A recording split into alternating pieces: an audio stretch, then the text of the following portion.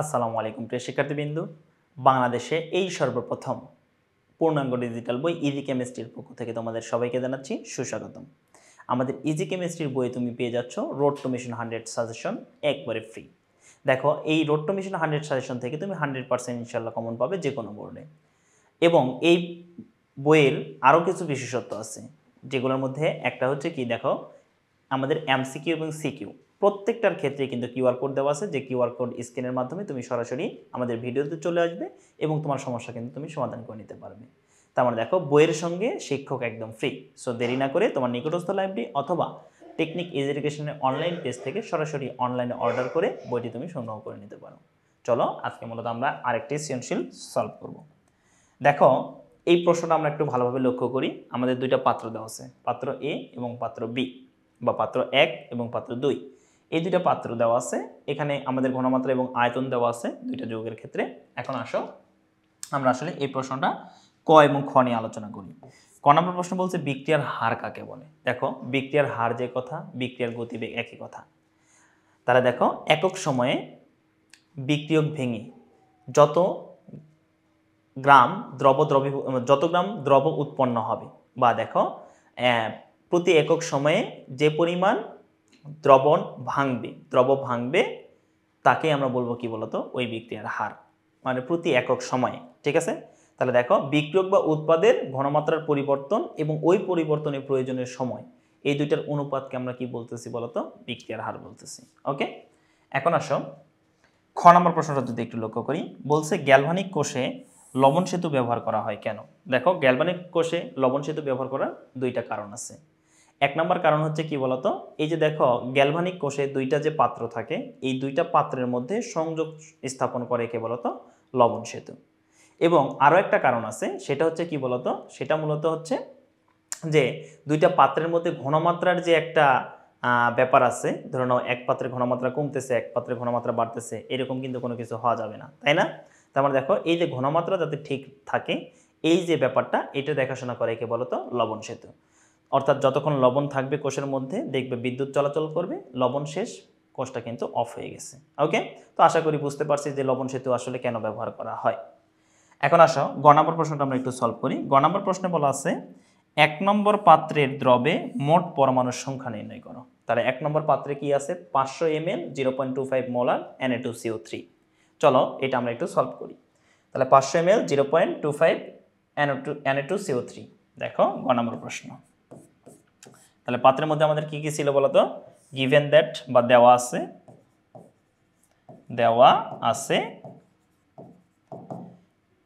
V 500 ml। ওকে, তো 500 ml আছে, ml থেকে তুমি একটু লিটারে নাও। তাহলে লিটার নিলে কি করতে হবে, 1000 দ্বারা ভাগ করতে হবে। তাহলে 1000 দ্বারা ভাগ করা মানে 0.5 লিটার। ওকে, এখন দেখো এস দেওয়া ছিল 0.25 মোলার। তো মোলার যে কথা, মোল পার লিটার কিন্তু একই কথা। এবং ওই পাত্রের মধ্যে কে ছিল বলতো, ওই পাত্রের মধ্যে আমাদের ছিল হচ্ছে Na2CO3। পাত্রের মধ্যে ছিল কে, Na2CO3। ওকে, তাহলে দেখো Na2CO3।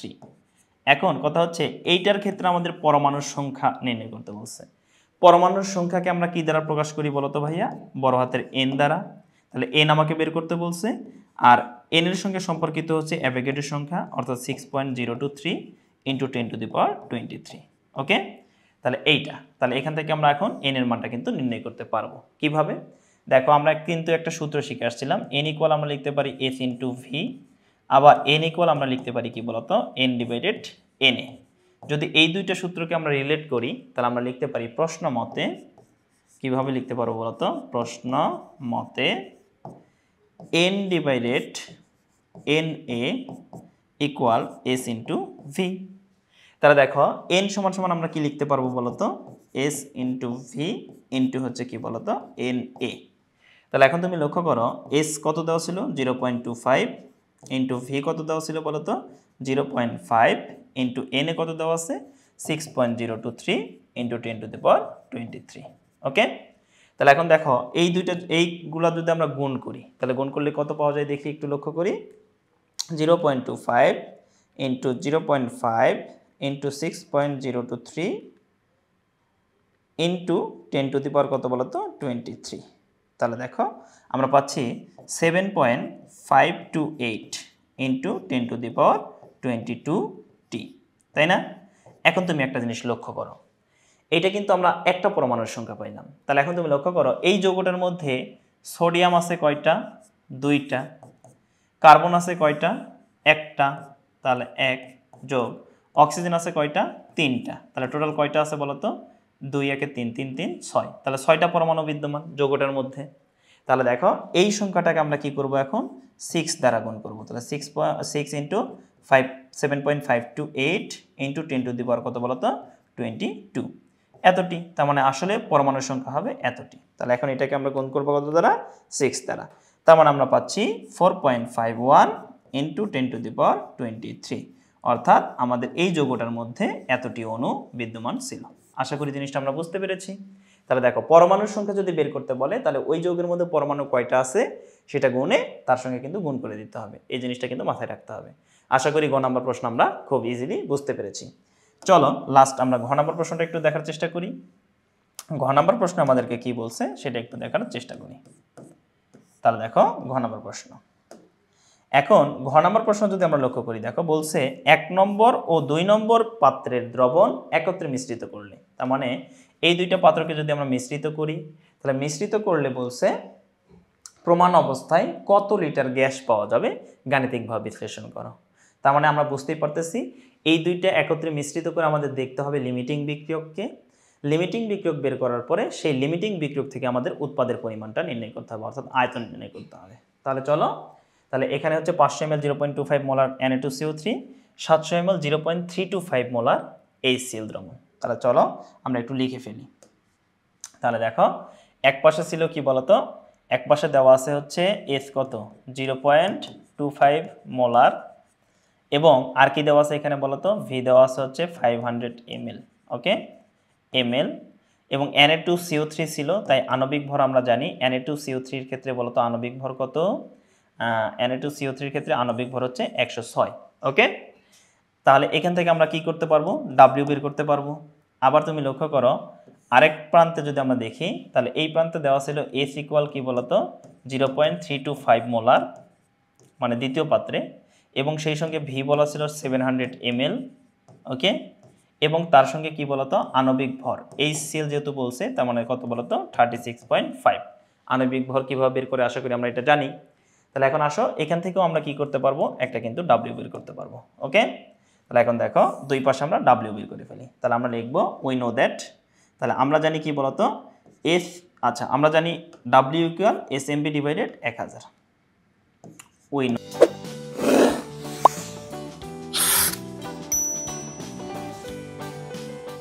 নো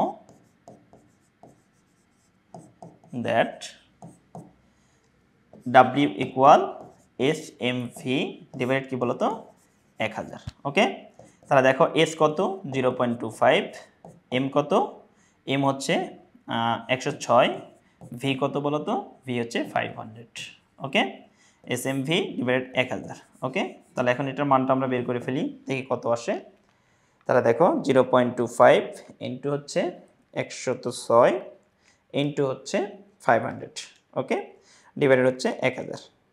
তাহলে দেখো মান আমরা পেয়ে যাচ্ছি কত 13.25 গ্রাম, ওকে। আবার দেখো এই পাত্রের ক্ষেত্রে আমরা কিন্তু কি বের করতে পারতেছি, আমরা কিন্তু একটা W বের করতে পারতেছি, ওকে। তাহলে we know that W equal SMV divided কত 1000, ওকে। তাহলে দেখো S ছিল আমাদের 0.325 ইন্টু M ছিল কত বলতো 36.5 ইন্টু V ছিল কত বলতো 700, ডিভাইডেড আমরা কত পাচ্ছি বলতো 1000, ওকে। তাহলে 1000, তাহলে এখান থেকে আমরা একটা W বের করার চেষ্টা করি, 0.325 ইন্টু 36.5 ইন্টু 700, ওকে, ডিভাইডেড হচ্ছে কত বলতো 1000। তাহলে আমরা পাচ্ছি কত, আমরা পাচ্ছি 8.30, ওকে, 8.30 গ্রাম।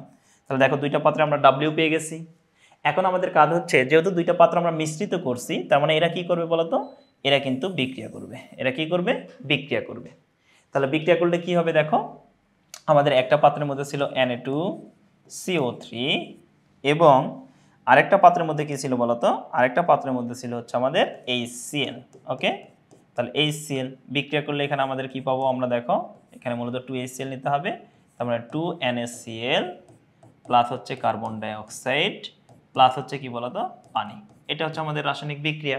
ওকে, এইটা হচ্ছে মূলত আমাদের বিক্রিয়া।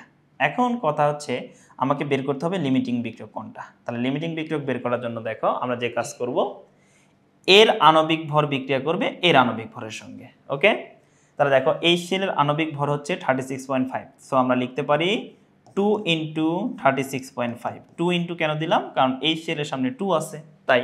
তাহলে 2 × 36.5 গ্রাম HCl বিক্রিয়া করে এর আণবিক ভর কত বলতো 106। তাহলে 106 গ্রাম Na2CO3 এর সাথে, তাহলে Na2CO3 এর সাথে। ওকে, তাহলে এখন যদি বলা হয় 1 গ্রাম, অতএব 1 গ্রাম বিক্রিয়া করবে HCl বিক্রিয়া করবে কত গ্রামের সঙ্গে বলতো 106 ডিভাইডেড, দেখো এই দুটো যদি গুণ করি তাহলে কত আসবে 73 এত গ্রাম Na2CO3 এর সাথে। ওকে, তাহলে দেখো অতএব আমি যদি বলি যে এই যে HCl আমাদের কত গ্রাম ছিল, দেখো তো HCl আমরা এই যে বের করে রাখছি 8.30 গ্রাম। তাহলে দেখো 8.30 গ্রাম HCl বিক্রিয়া করে, তাহলে 106 × 8.30 ডিভাইড হচ্ছে কত বলতো 73 গ্রাম Na2CO3 এর সাথে। তাহলে এখন তুমি লক্ষ্য করো তো 106 × 8.30 ডিভাইড হচ্ছে কত বলতো 73। ওকে, তাহলে 73 গ্রাম, তাহলে বিক্রিয়া করলে কত আসতেছে বলতো 12 গ্রাম। 12 গ্রাম Na2, সরি 12 না, মূলত 12.05। ওকে, সো আমরা এটাই লিখে ফেলি 12.05 গ্রাম Na2CO3। তার মানে তুমি একটা জিনিস এখানে লক্ষ্য করো যে 8.30 গ্রাম HCl এর জন্য আমাদের Na2CO3 দরকার হচ্ছে 12.05 গ্রাম, কিন্তু তুমি দেখো পাত্রের মধ্যে আমাদের Na2CO3 আছে কতটুকু 13.25 গ্রাম। তার মানে কি এটা কি অবশিষ্ট থাকতেছে না? তাহলে দেখো অতএব দেখো প্রয়োজন হচ্ছে 12 গ্রাম কিন্তু আছে কত গ্রাম 13 গ্রাম, তার মানে অবশিষ্ট Na2CO3 কতটুকু 13 কত ছিল ওখানে বলো তো 25 মাইনাস হচ্ছে 12.05, তাহলে এত গ্রাম।